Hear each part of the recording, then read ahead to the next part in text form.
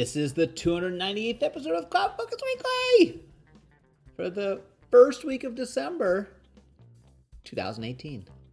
This episode is titled Cheat Codes for Life. CloudFocus Weekly is brought to you by Arkus. And we are hiring. If you're a Salesforce consultant or advanced administrator and want to be part of a unique and super growing company, send your resume to careers@arkusinc.com or head to arkusinc.com and there's a careers page. You can see it and read all about it there. I'm your host, Jason Atwood. Joining me, co-host, 298 times in a row, Justin Nelson. Justin, how are you doing today? You seemed a little frazzled there. Like you were going somewhere and you didn't know exactly where you were going. Yeah. Kind of stopped in the middle. I was talking to somebody who had been listening to the podcast and was talking to me about this podcast and said, "Oh, I really enjoyed hearing," I'm not going to say the name because it's the founder's name who should not be mentioned. Right. That person and you. So those two names. And I was like... That person and me or that person and... No, that person and you. And me. You, right. Justin. They like me. That person. Well, no one likes you, but... Well, everybody likes me. Okay. Until I'm grumpy as a cat and then I get called out grumpy for it. Cat! Yeah. Let's check the Just-O-Meter today! And we just get called out constantly. Well, I get called out constantly. Yes, you do. So the person said, so I was talking to the person, and I said, well... You know that's me, not the other person. And it was that person felt very, very embarrassed. Which they might be listening at this point, and so then they'll be more embarrassed because I'm calling them out on the podcast about something they said to me. But I was going to joke. Only they will know. I was going to joke and say the other person's name. Don't say their name. No, I'm not saying that person's name. Never. Not even if there was a fire will we say. That name shall not be named. That name. It's been named once. There is an episode. I can tell you which episode it is. Not being named. Because I'm going down the history books of podcasts because we're getting close. By my count, we're only one away after this one. That's right. So, from the magical, mystical 300th episode. That's right. So we're going to... Might be our last centennial... celebration, because to get to 400 might take us 5 more years. It might. Well, we're averaging 20 to 30 a year weekly. Weekly, whenever. And we're just crushing it. Yeah, we're just crushing life right now. Well, if we could just spend one day and record all 52 in one day and then release them. Maybe we just get Bird really riled up one day and just turn the mic on. And just record Bird. Yep. Bird is here in the studio. Bird? And Bird is actually trying to chew at something. So Bird will be quiet for a little while. Until Bird knows Bird's being talked about. And then Bird will get gone. Very self-conscious, that Bird. So we have the Big 300, which is happening next week. Lots of things to announce on that show. What's this next week thing? Next week, we're doing the 300th episode. And we have super fun things. I'm not going to talk about any of them because I'm just worried that some of them won't happen. I mean, I think some of them have already happened. But so I've been working on lots of little things with my worker bees in the background. We're not going to talk about all of them. To be clear, I've been working on nothing. You've been doing... I've been doing absolutely nothing. So like the other 299 episodes, you've done zero.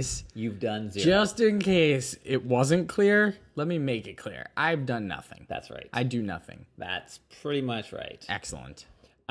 So since there's such a big episode coming next week, the next two episodes, today and Monday's episode, are going to be a little bit smaller, a little let's call them gap episodes to get us to the number 300. This is our gap year. So we're spending so much time, energy, and energy on 300. Anyway, so this one came up. This was going to be one of our special episodes because the next one will be a special episode, but this one's going to be a super special episode.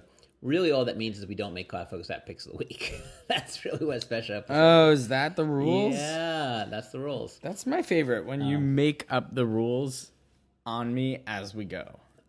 I've gotten a lot of feedback from last episode that you were super grumpy. Like on the grumpometer, on the Justo grumpometer, from full grumpy cat to like playful kitten, or playful kitten to full grumpy cat. It's my most endearing quality. Oh man, I don't know who's telling you that, but they're lying to you. It's what I'm known for. Okay. It's kind of like the Mad Dog. Like, you don't even know his name, but you know there's Mike and the Mad Dog. I mean, those who listen know his name, but it's Mike and the Mad Dog.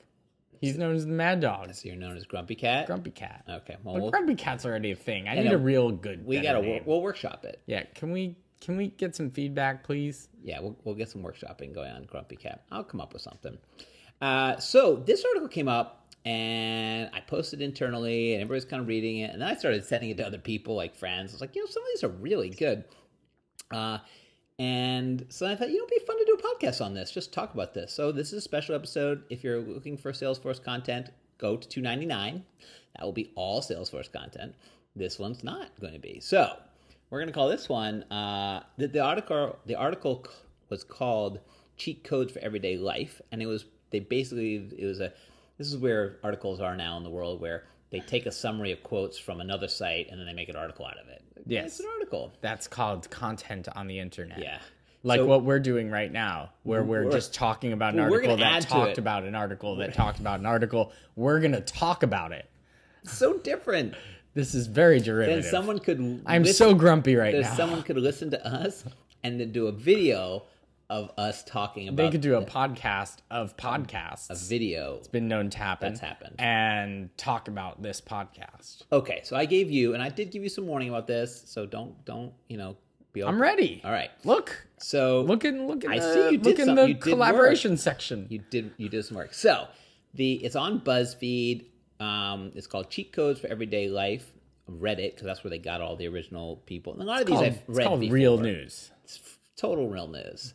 But we just picked a couple, and we're going to talk about them and talk about how we use them in our life, and if we do or if we're not. So it's kind of like, what? Oh, that was funny. Okay. Right. I was going to. How we use them. Yeah, a couple of these are real. Left, right, up, down, A, B. All right, go. Cheat codes. I know. Is that the first time I remember doing cheat codes? Contra. No, on Nintendo. It was in the arcade, and it was for Mortal Kombat. Oh, you had all the special fatalities. Fatality, yeah. Kill him. Oh yeah, and then you had Babyality, and then you had all the fun. They went crazy in the years that came. Babyality and all these other things. But the first set, when you could get, what was it, Scorpion, he could do some really fun ones, and you had to go to get it happen. That's what I remember trying to memorize codes. Oh. No, you was Conga. What'd you say? Contra? Yeah, on Nintendo. Yeah. Yeah, there was a way to get like unlimited lives or something. Yeah. They only give you 3. You die real quick, and then you're done. So you had to do something. Wait, I want to play the game a little longer than 3 minutes. Maybe you just weren't that good. Well, it definitely wasn't good. That's without saying. So true. I'm so bad at video games. So we're gonna pick some. So why don't you go first? I always make you go first. Oh. Even though mine are on the top here, I'm gonna make you go first. You're on the top. All right. Great. So we don't need to say what number it is in the article or any of that stuff. You can if you want to, so someone can reference it. That'd be nice. I'm not going to. All right. Okay. So it's number 13. Under promise and overperform. Say you'll achieve less than you think you will, and then do more, and everyone will be impressed. It's kind of an old consulting adage. It's not really under promise and overperform, under promise and over deliver. Yep. This is more the common term that I hear. But this is a good one about setting expectations and setting appropriate expectations, and sometimes lowering those expectations and then delivering above and beyond. It's always better to do that than to promise the world and not deliver anything. That's correct. It's always better to exceed expectations. My meta cheat code for this is, if you're talking about setting timelines and dates, my cheat, and I do teach people about this internally to Arkus, so this is giving it out to the world. I don't give dates. What I do is I give ranges. So if you were talking to me to this week and you said, hey, don't give away the cart without the horse. What? That's not the expression. Whatever. Oh man. Don't put the cart before the horse? Is that yeah, but that has nothing to do with like giving away things. Don't give things away. Anyway, my trick is that I use time frames. So I say, like, if we're talking about things for next week, I basically have 3 times next week. Early next week, middle next week, end of next week. That's right. Doesn't mean anything. Well, it does. It means the early next week, which could be Monday, Tuesday, or maybe even Wednesday morning. Middle next week means anywhere up to sort of Wednesday, and then late next week could be Thursday, Friday. But the beauty is then, if you say early next week and you get them something on Monday, they feel good about it. If you say early next week and something happens on Monday and you need to get to Tuesday, you're still within the time frame that you said. So I like to use the ranges because it's more helpful. You just cheated on the cheat code. That's my cheat. It's a double cheat. So that counts as yours. So I'm up next. No, I'm going to talk one of mine. You're just going to double up. Yeah, on each one. I told you. Of course you are. Yeah, of course. You have so many cheat codes. Well, I'm going to give the cheats on top of the cheats. How to implement the cheats. Okay. Whatever. Grumpy. Yeah, sorry. I know, really. So number 2, I thought this was great. This is something that I've learned a long lesson many, many years ago. Wait a minute. You've never done this. Well, that's because... You can't use this one. You've literally never done this. Yes, I have. You just don't know it because it's not with you. Oh, okay. You've literally never said these words to me. So go on. All right. But can you just look me in the eye as you say? Yes. Well, I have to read it. Oh, okay. And I can't read it. But can you say it as though you mean it to me? Sure. Thanks. If you admit you're wrong and make changes to whatever it is that you're wrong about, people will respect and appreciate you more. You don't think I do that? I don't know if you've ever admitted that you're wrong to me.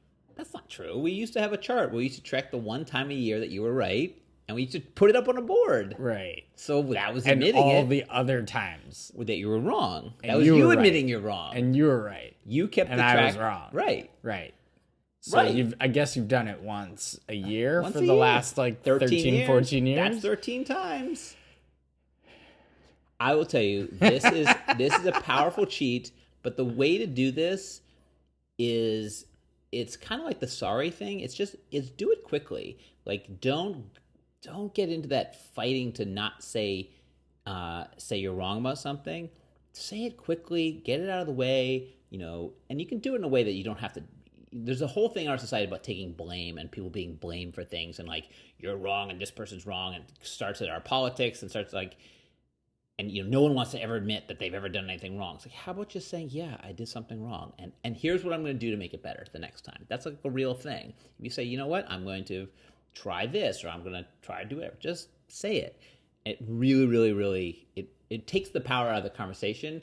And then people stop fighting to try to make you feel wrong, and then you can work towards a solution. And the story I tell, and I probably told this on a podcast somewhere in the 300, was there's a guy in IT, I'll throw his name out there, Tom Statnick, because he ain't listened to this.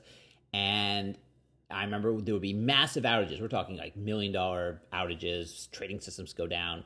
And he'd walk in, like he'd be here we go, beat up on the IT guy. He'd walk into the meeting with his people behind him, and this was all right, we're coming to talk to business, and business is going to give us it's going to be a big fight in the room about how did it go down and why were we down for 11 minutes in the middle of a trading day. And he'd come in, and the first thing he'd do is like, hey, I just want to say, this is on us. This is our mistake. We made the mistake, blah, blah, blah. We are going to fix it. Here's what happened. And then, all these business people, my bosses and my boss's boss's boss would be sitting there like, oh, okay. Like they had nothing to say because what they're going to do is they're going to just wanted a pound of flesh. They wanted a pound of flesh, but he took all the power out of it because he just said, "We made," and he said, "I own it. It's my organization. I own this mistake. It's mine, and we're going to fix it." And amazing, like how it worked every time. Anyway, so good one. All right, you go. What percentage of the time did it work all the time? 100% of the time. 100% of the time it worked all the time. 70% of the time it worked all the time. Okay, yeah. Fantastic. Yeah. All right. I'm going to put my own spin on. Thank you for doing what you just did. Can you do that again? This? Yeah, that was useful. Okay. Thanks. No, put it in. That was good. All right. So I'm going to put my own spin on this one after I read it verbatim. So set the do not disturb feature on your phone to turn on from 10 p.m. to 7 a.m. you'll sleep so much better without constant notifications from emails, games, or your mother-in-law who wants to send a group message at midnight because she's in a different time zone. So, good tip, good cheat code. Amazing tip. So if you're an iOS user, so if you have an iPhone, I use the good night feature. What's it called? The bedtime feature. So as part of the newest version of iOS, whatever they're up to, what are they up to? 12, 11, 12? What's the new one? Yeah, I don't know. It's 11 or 12, something like that. Let's just say it's one of those. Well, now when you turn that feature on and it asks you, and I've talked about this before on this podcast, like how many hours do you want, or when do you want to wake up, and how many hours of sleep do you want to get? And then it sort of calculates and it'll tell you like, hey, it's time for bed, right? It's bedtime. And how much time do you want to get notified? Yeah, like, so give me an hour to get to bed. So like tell me an hour before and I'll get to bed. But now what it does is once you hit bedtime, it goes into do not disturb. So you automatically get the do not disturb turned on, and then in iOS you can turn on like, VIPs so that you can let people through the do not disturb, just in case of emergency. You don't want to like have your phone like just or like you're sleeping and like you're gonna make a plane and someone's calling you and calling right you. Like that right. I think that happened recently, but anyway, that's how. I mean, I do use this, but I do not physically set the do not disturb. It is just set for me automatically by virtue of using the bedtime feature. And by the way, you can do this not only on iOS, you can do this on macOS as well. I mean, I have do not disturb turned off. Yeah, do not disturb just turned off on my notification center on the computer, but on the phone it's not. I do want certain notifications and certain ones I don't. I hate when apps just don't ask you and they just notify you anyway. You just somehow they get there somehow. Right. Like the first time you open it, you say no, and then like a month later, it's notifying you, and you're like, "How'd you do that?" Right. I don't get it. What'd I click? It's really good. I would say I always feel like everybody has this on, but then I'm usually up early, and sometimes I will ping someone in the morning, and knowing that they have this on, or not knowing they have this on, and I'm like, "Ooh, I wonder if." They get a ping in the middle of the morning that's like... Bing! That's their fault. Honestly, that's not your fault. Well, it'd be like calling somebody. You would never call somebody like into their home phone at 5 a.m. Yeah, see, that's not a thing anymore. I know. I call whoever, whenever, because it's like, if you don't want your phone to ring, you have control over that now. So true. All right, this one's a good one. And man, it really got deep. This one went deep. Number 12 on the list. Actually, someone else called this out, I think, in our Arkus. And so I was like, oh, yeah, I like that one. Number 12. When married, don't stop treating your significant other like you did when you were trying to win them over. It's a great way to show them that you're still as infatuated with them as you were when you first met. So, funny story today. I was talking to someone, an Arky, and they're big podcast listeners, so they'll enjoy this. They're on their vacation in Hawaii right now. We were chatting about, we started chatting about some work stuff, and then we started going into, I was like, oh, what are you doing in Hawaii? And they had just celebrated their anniversary. So then I was like, oh, how many years? And made a joke. The first 10 years are the toughest. Anyway, went through this whole thing. And then I made the joke of my wife, who we were friends. We were friends for a while. We were in the friend zone. I was in the friend zone for a long time. You were in the friend zone. I was in the friend zone for a long time. You were in the friend zone. So it's funny because she'll turn to me sometimes now. We've been married for 15 years. And she's going to put you back in the friend zone? No, she says, she's like, you better remember, you chased me. Like, you were after me. Like, I was the girl. You got the girl. And so we always have this funny, running gag. You were in the friend zone. I was in the friend zone. She had you locked up in the friend zone. Damn right. And then I escaped? I don't know. Is that what you do out of the friend zone? I don't know. Did you? Did you escape? Yes, I got out of the friend zone. Is that what you call that? I produced this little 13-year-old walking around here. Not here. I don't see no 13-year-old. I just see a bird. She's being very quiet. It's good. Jesse. That could be a trivia question. What's Bird's real name? What is Bird? Well, I don't consider Jesse Bird's real name. Jesse Neymar is Bird's real name. Neymar is Jesse. Neymar is Bird's real name. I don't know where Jesse came from because it's a girl. Y'all made that up. Y'all? Y'all. All right, y'all didn't. Go. What's your next one? All right, my last one. Last one. Walk with a purpose. For some reason, people think you're busy and you don't get hassled. This is more of a New York thing, but like walk down the street and just like have the 100-yard stare and just walk. Yep. Like no one will bug you. The homeless people begging for money aren't going to talk to you. The people trying to hand out like pamphlets and cards and things and doodads in the subway, they're not going to look at. They might look your way, but don't look at them and just keep walking like you've got something somewhere and something to do, and they won't bother you much. It's true. It's true. Have some headphones in, perhaps. That helps. This is very much a New York thing. Like, don't talk to me. I am on the way somewhere. I am going as opposed someplace. to like, nice places. You could. It's like you walk down the street and it's like, hey, how's your day? It's super sunny out. It's like, don't bother me with that nonsense. There's only 10 million people in this city, so it's a little hard to be like, hey, if you stop by, everybody, it'd be like Elf. I feel like it's like the movie Elf with he stops, he starts talking to everybody. Hi, how are you? Hi, how are you? Hi, how are you? Well, he is an elf, and he knows Santa. Such a good movie. That's a good one. It's very good on public transportation if you don't want to be bugged. And I think there are two types of people. There's the type of people who have that look on their face that they're going to get bugged, and I know many of them. And then there are people who like have that look on their face that you don't get bugged. If you bug me, I will kill you. You have this very stern, straight up like, I'm in business mode here. Don't bug me. You can use this at Dreamforce, by the way, if you want to get from point A to point B and don't want to be like that's bugged down the impossible. street. Just walk with a purpose. Walk with a purpose. Terrible. Dreamforce, you stop every 5 seconds to see some. Oh, hey. Nope. Sorry. I'm on my way somewhere. Gotta go. All right. Last one for me and last one in our list. It's the person responding to it, but it said the best cheat code I ever got was a word of advice from my dad. Don't go out and try to make friends. Instead, go out and don't make enemies. Kind of interesting. Like, I kind of like this. I totally misread this one. Oh, what do you think? I left the word don't out of the last part of it. And make enemies? Go out and make enemies? Yeah, that's why I didn't get it. I was like, what kind of cheat code is that? Is it because it required reading? I just missed a word. It happens. What, you've never missed a word? You never missed a comma in a formula? You never missed a parenthesis? I have a comment. You never left something open when you were supposed to close it? Wow. I missed a word. Yeah, anyway. That's why it didn't make sense to me. I was like, this one's stupid. That's why it's last. The reason is, it's like, be nice to people. Don't try to piss people off, and that'll get you more friends than, just trying to make friends. Frenemies. Yeah, it's kind of tough.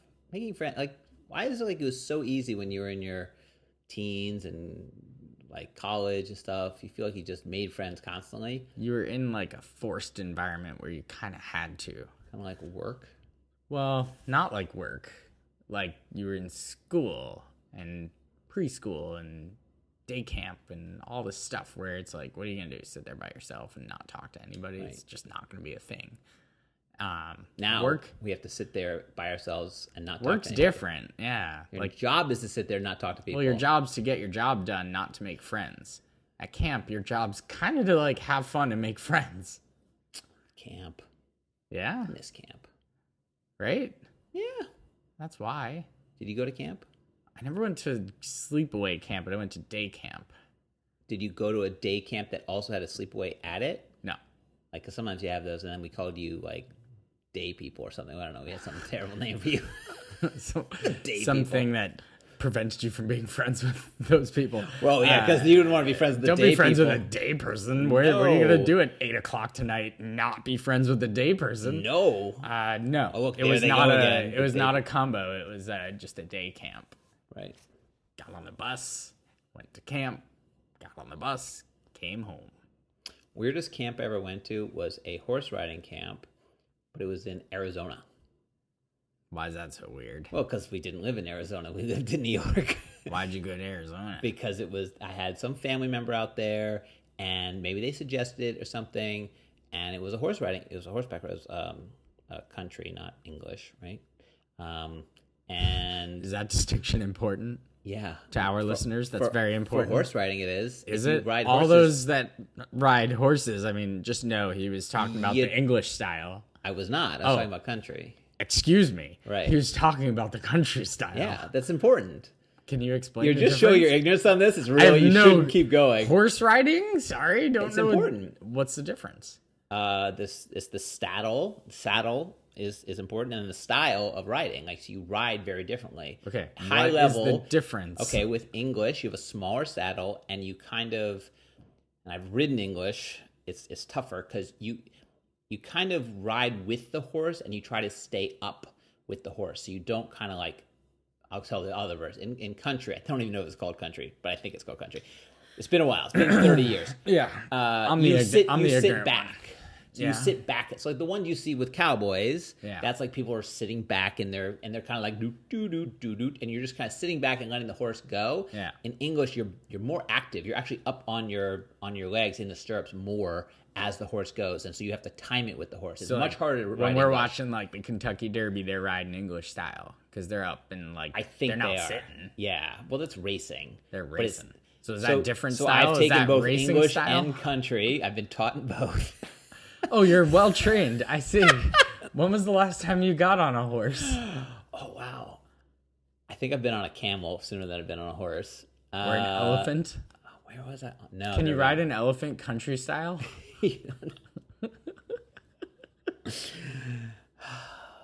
I don't remember the last time. At what point do we have to cut this episode and start over? And now. And scene. So tell me about that camel. No. Let's go do. Okay. Let's clear this one out, and we'll call this. That's it. Scene. We're done. Call this a day. Call it a day. We got to leave something for 300. That's true. I mean, we have to talk about your exploits of elephant and camel riding. Never rode an elephant. Oh, I don't think so. Do you ride in between the humps on the Well, there's camel? different types of camels. There's camels with 2 humps and camels with 1 hump. How do you ride a 1-hump camel? A saddle. And how do you ride a 2-hump camel? Saddle. In between the hump. Where's the saddle on the 1-hump camel? Because on the 2-hump camel, I assume it's in the middle. It's on the top of the It's on top of the hump? Oh my goodness. That's like a way extra height up you there. go Google something ever. But why do you have to be so high? That's so tall. No, it is very high. It's I would scary not. up there. Yeah, I'd be like, get me out of here. I've never been this tall. And camels are not very friendly. Yeah, they're like, get off my hump, dude. Yeah, basically, they spit at you, legit, I get it. I'd be and like, bite. like if you're walking around, you got a cool hump, and then all of a sudden someone just sitting on it and be like, who the heck are you? Get off my hump, man. I'm gonna spit on you. Wow. And that will wrap up this episode. That'll be it. All right, 298. Gonna put that one in the books.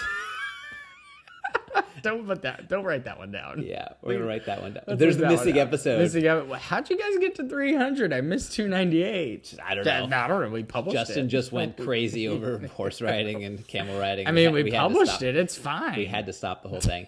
All right, next week. How dare you cross out my pick? Next week. How dare Because you? we're not doing picks this week. Jerk. Next week we're gonna come back and we're gonna do the final. We've been talking about this forever. This is a tasty $2.99 to lead up to 300. Yes. We're going to do a lightning debate. We're going to debate lightning. No, we're not going to traditional debate style, but we're going to talk pros and cons. You're going to take the con. I'm taking lightning experience, not lightning experience versus classic. Great. We'll be back. We'll do that next week. Until then, as always, Justin and Jason say, enjoy those cloudy days.